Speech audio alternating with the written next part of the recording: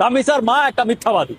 আইনজীবী বলছে যে তার পূর্ণাঙ্গে সেই বীর্যের কোনো অস্তিত্ব পাওয়া যায়নি এবং ডিএনএ টেস্টেও সেটি প্রমাণ মেলেনি। তার মানে এই মামলা অর্ধেক হালকা হয়ে গেছে। আপনি চিন্তা করেন যে একজন মা তার সন্তানের মৃত্যু দেখলো, সন্তানের লাশ দেখলো, কাটা দেখলো, তার মাথাটা বালতির মধ্যে পেলো, এরপর তার শুনতে হলো যে সে মিথ্যাবাদী।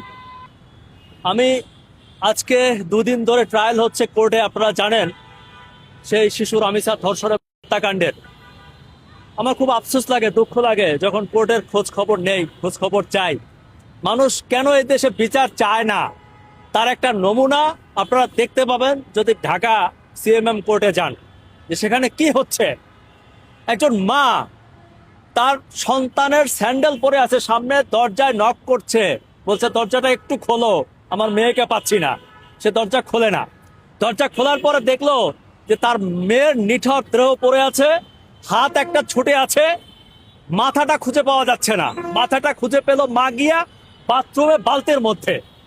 মা সাথে সাথে অজ্ঞান হয়ে গেল। আজকে আজকে সেই আদালতে আসামি পক্ষের আইনজীবী বলতেছে মা হচ্ছে মিথ্যাবাদী, রামিসার মা একটা মিথ্যাবাদী।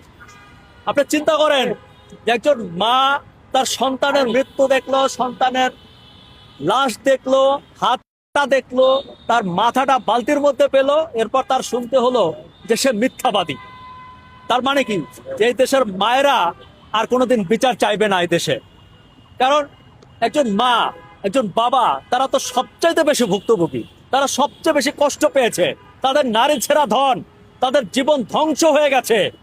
শেষ পর্যন্ত তারা বিচার চাইতে গেলে তাদের এরকম বাজে কথা শুনতে হয়, তারা মিথ্যাবাদী। আদালতে এখন কোর্টে ফাইট করতে হচ্ছে। আমি যতদূর এখন পর্যন্ত তথ্য পেয়েছি তাতে দেখতে পাচ্ছি যে এই বিচার আদৌ হয় কিনা আমার সন্দেহ আছে। কারণ বিচার করতে হলে লাগে বিচারের প্রুফ।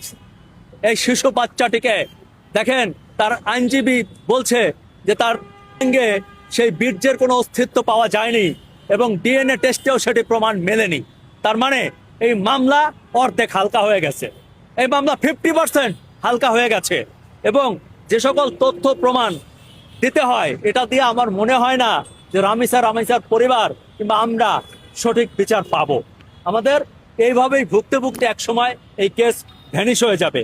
কারণ যুক্তি প্রমাণ তর্ক যেদিকে আগাচ্ছে তাতে আমি লক্ষণ খুব কম দেখতে পাচ্ছি। দেখেন, এই দেশে আসলে এই মারা যাওয়াটা কিংবা এরকম বিচারহীনতা দুর্ভাগ্য না, দুর্ভাগ্য হচ্ছে একটা শিশু, বিশেষ করে একটা কন্যা শিশুর